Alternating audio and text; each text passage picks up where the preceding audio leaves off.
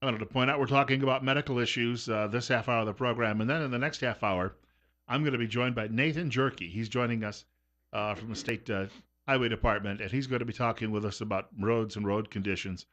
We'll have some more stories on that myself. I'll share with you. But in the meantime, Russell Singleton is joining us from Trip Family Medicine, and we're picking up a first of all, welcome back. Thank you. Want to point out it's 8:34. We're at 72. Bill Colley with you as well this morning on News Radio 1310, KLIX, and News Radio 1310.com. Better Health with Trip Family Medicine.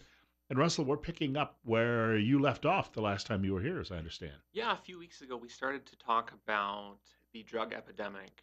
I think we covered a lot of the various substances out there. I think we talked a little bit about tobacco, alcohol, marijuana, meth, and opiates, but we didn't really get a chance to take it to the next step and discuss what we can do about it. Because what good is it to complain without at least coming up with a few solutions?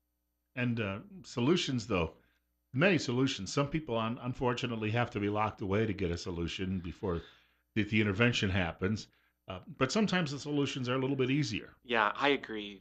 I've seen that in my professional life and in my personal life. Friends and family do have to unfortunately hit rock bottom, and so we could probably have a whole nother discussion about what you can do as a parent or a sibling or a caregiver, a loved one of someone who is abusing drugs, and how you can support them, how you shouldn't support them, how you should help them acknowledge and accept consequences of their actions. But today I wanted to talk a little bit about what you as the patient can do.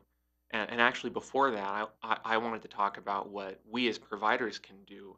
I'll make a pledge to you and and commit to treating you appropriately, but in such a way that we can together limit the growth of this problem.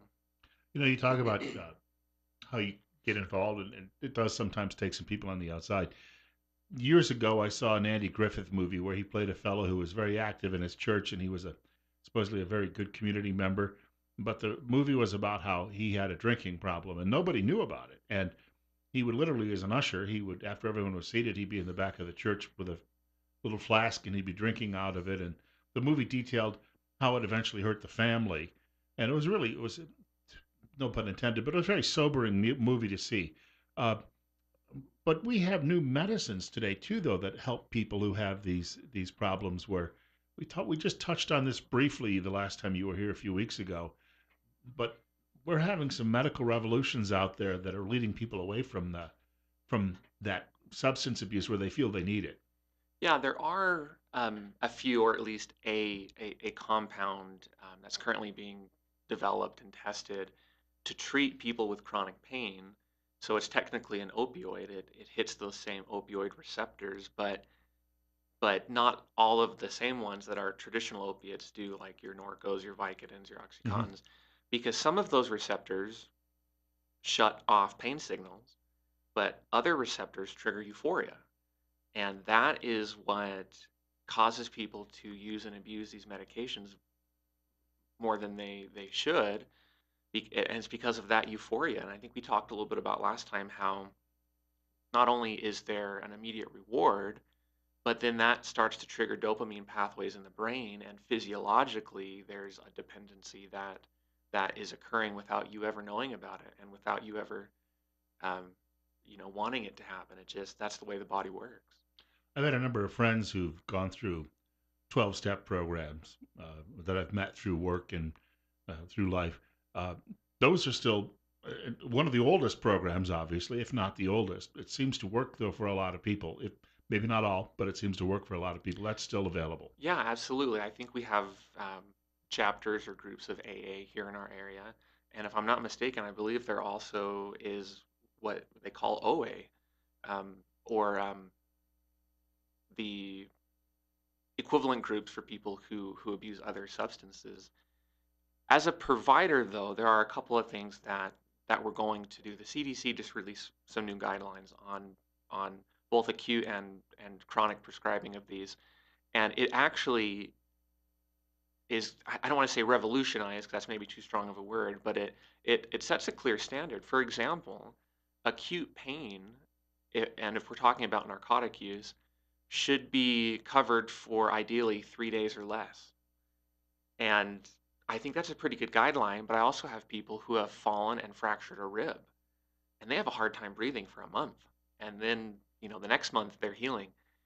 The CDC goes on to say that even though that 3-day window is the goal, it's acceptable to prescribe up to a week, but then at that point, no more. That's huge. So limiting the amount of prescriptions that we as providers are giving out is one thing. Um, Another thing we're going to do is, I guess, the other side of that coin, and it's to commit to treat your pain. We're not going to ignore the fact that you're in pain.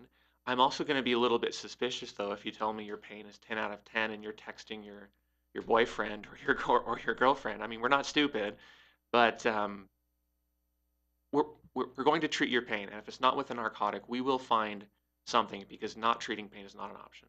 We've got more coming up. We want to point out, too, as well. Got a question or comment about this because it impacts everybody's life. Feel free to give us a call at 736-0300, 736-0300. Short break on the way, though, in just a moment, and I hope you can stick around. Russell Singleton is a physician assistant at Tripp Family Medicine in Twin Falls, and he's joining us this morning. Better Health with Tripp Family Medicine. And, of course, we're talking about, well, again, I think you brought this up, Russell, a few weeks ago. There's a difference. Addiction is a different thing than the medical terminology. Yeah, and I think we want to be very clear about that. Addiction actually is not a medical term, where in medicine we would use the term dependency, that you have a physiologic need for that substance to continue your baseline level of functioning. Where I think addiction is a little bit more broad, and that refers to some of the destructive habits that you'll engage in to continue seeking the substance on which you're dependent. It refers to all the negative aspects of your substance use. And just quickly for people listening this morning, I wanted to point out the doctor's office, Dr. Tripp's office, is still looking for new patients. And we say generally, we don't say always, but generally, if someone calls in the morning and they've got a serious medical issue going on, you can generally see them in the same day or within 24 Yeah, hours. and today I would remind parents and I guess even youth out there that today we're doing a sports physical clinic in the afternoon. We're going to go a little bit longer today until 6 p.m. And what's unique about this is not only can we get you in quickly, do your sports physical, get you out the door, but you may not have to pay anything at all. If you have a wellness provision on your insurance, it won't cost you a dime. But beyond that, we're making donations from every physical we do, and from every dollar we collect, we're making a significant donation to the team of your choice. Wanted to point out, too, as well, if someone would like to call the office, how do they go about doing that? 933-4400, whether it's for that sports physical clinic or for your cough and cold or backache even, uh, give us a call and we'll get you in as soon as we can. And also online and on Facebook. Yeah, we are on online, trippfamilymedicine.com, TRIPP, and then we're on Facebook, we're on Twitter, so come join the fun. We're talking a little bit about the problems people have with dependence. And from a medical perspective, you said the focus today is really solutions. And sometimes it's different medications, sometimes it's just an intervention. Uh, but if someone comes into the office and first of all, they've got to say, I've got a problem. I mean, you might be able to detect it, but there's always that point that says you've got to admit it first. But once they do that, what happens next? Well, um, ideally, if we have someone who's using opiates, and that's kind of the theme for today, ideally we'll taper them down about 10% a week over the subsequent weeks and months until they're off, because that avoids withdrawal symptoms, and withdrawals are terrible. It's like having a severe case of the flu. You just feel sick, you feel terrible. However, withdrawing from opiates is not life threatening. We talked a little bit about this last time. Withdrawing from methamphetamine is not life threatening. Where someone who is an alcoholic and they try to quit cold turkey, they're actually in a very delicate situation. They could have a seizure, they could develop what's called the DTs, and it's a serious issue. The benzodiazepines like Ativan, Valium, Xanax, Librium, all those can also be very dangerous to withdraw from. They can precipitate a seizure as well.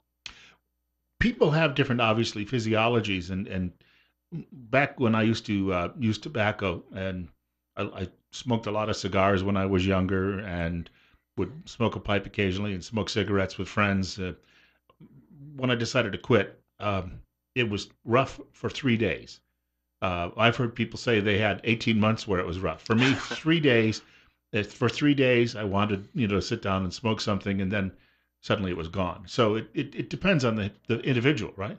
Yeah, and especially with some of those social vices, I guess, because so much of it is not the substance itself, but it's the way it has incorporated itself into your social life. You drink with friends, you take your smoke break at work, and you just have these habits that have formed over a lifetime. And even after you're physiologically free of the substance, your life oftentimes still has a giant void. And if you don't fill that with something, you're going to be hurting, and you're going to likely relapse.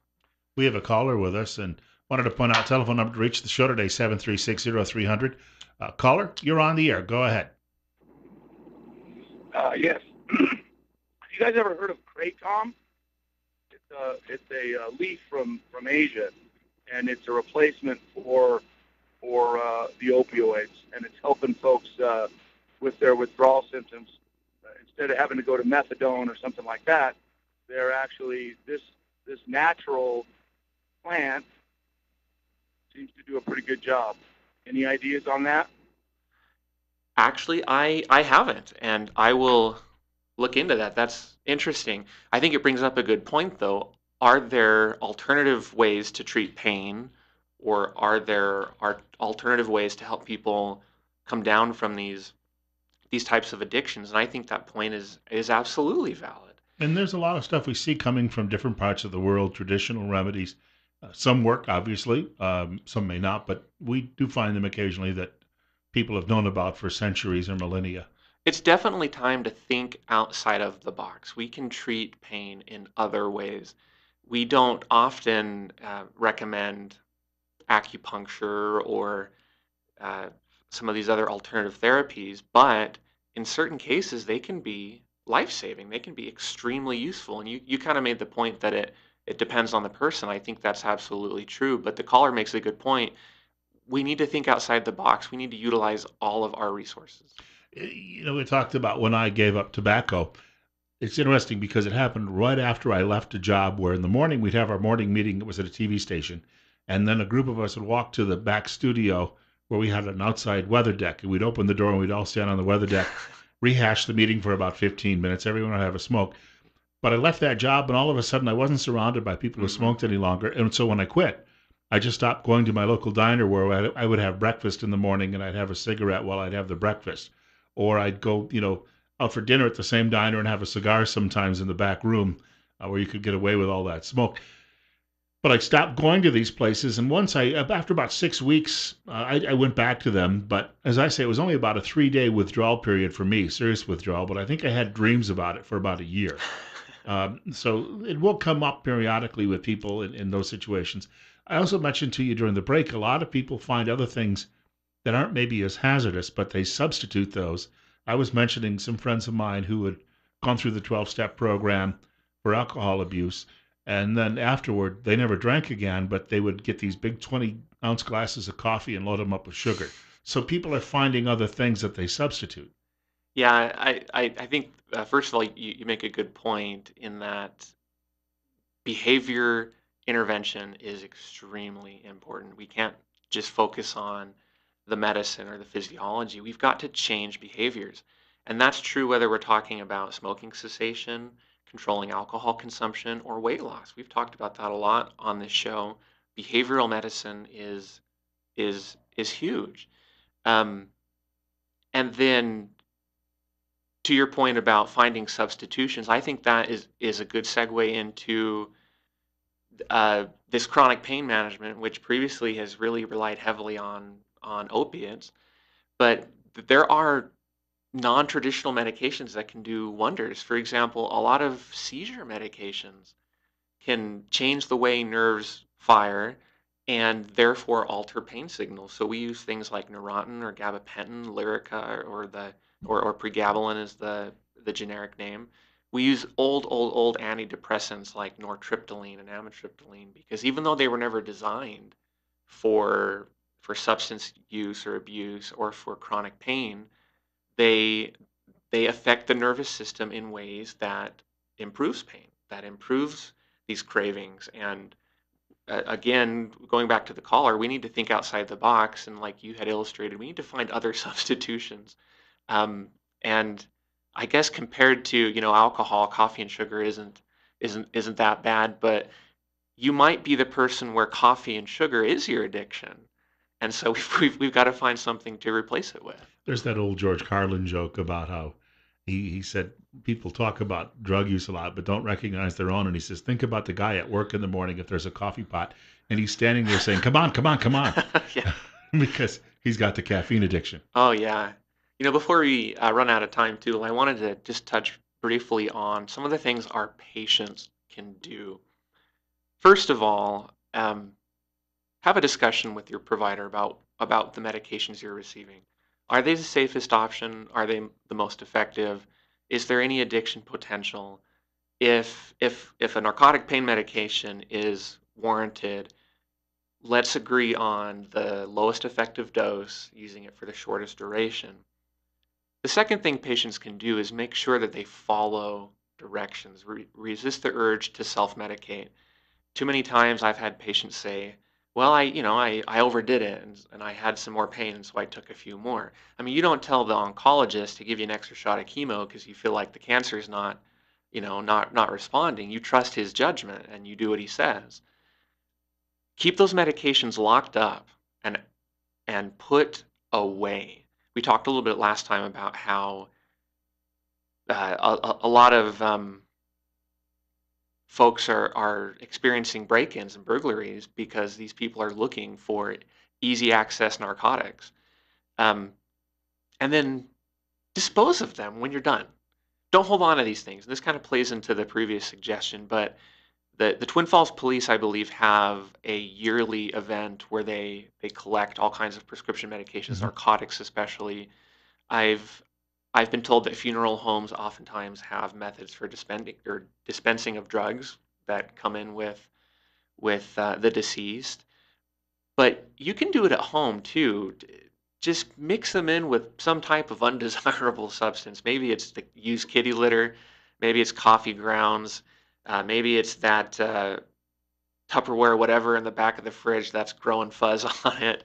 Just don't flush them down the toilet. Don't dispose of them in such a way that they're going to be a contaminant. You brought up a point when you mentioned people you're dealing with in the office. If you have a new patient and you have to come along and say, well, we've got some painkillers or something we're going to prescribe for you.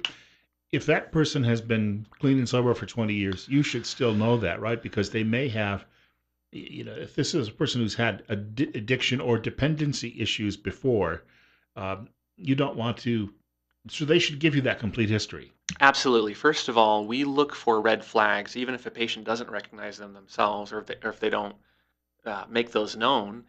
And for better or for worse, some of those flags are mental illness. If you're being treated for depression, we're very aware of the increased risk statistically, and we're very careful. But to their credit, I have had plenty of patients who have said right off the bat, I have an addiction history. I am 10 years clean, and I'm dang proud of it.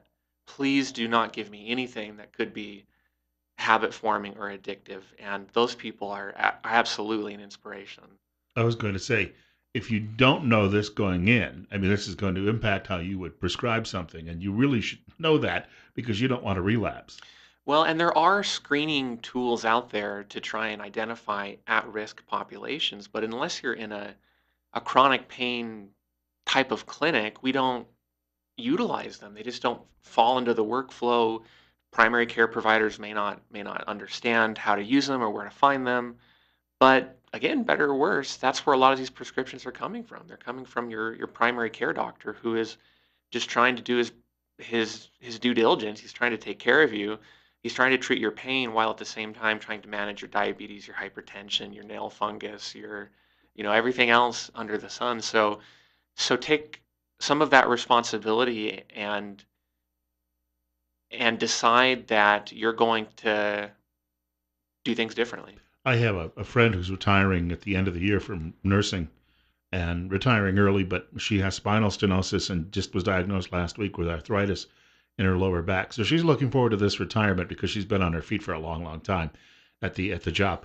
But I this morning I was listening to television while I was in the kitchen. It was on in the background, and there was somebody hawking one of these remedies on TV for lower back pain and the like. Should you be careful about anything you hear about on television about 4 o'clock in the morning?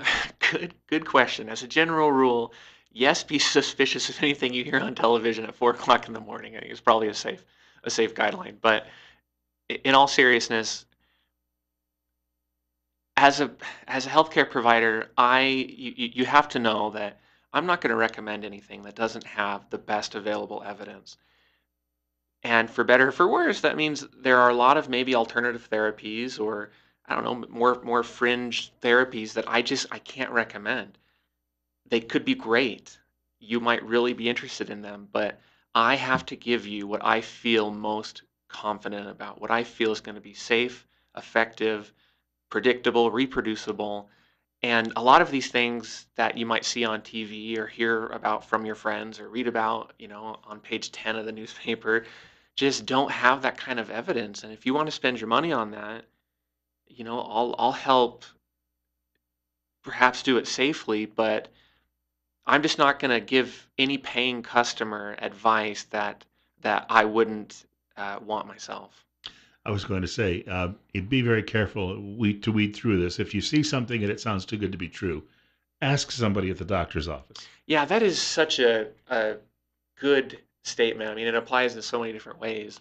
If it is too good to be true, it is probably not true. This is a very complex issue. This is a multifactorial issue. It would probably be a little bit naive to think that there are just a few things that we can do here and there and rid ourselves of this problem. But I agree completely with that statement. Very quickly, before we wrap up, contact information again. Call us at 933-4400. Visit us on Facebook, Twitter. Remember, we're having our sports physical clinic tonight. I think it is a walk-in basis between 3 and 6 p.m. And we will make a donation to the team of your choice when you come in and get that physical done. And of course, probably even a walk-in, but a call might not be a bad idea in advance. Yeah, it might not, but we'll fit you in either way. All right, want to thank Russell Singleton for joining us this morning. He's a physician assistant from Tripp Family Medicine here in Twin Falls. And we'll see you in the rotation sometime soon. Absolutely. Either that or walking back from Winco for lunch. All right. We've got news coming up next, and then we're going to talk a little bit about road repairs in Idaho. A bit of a follow-up to yesterday's discussion. That's on the way after news.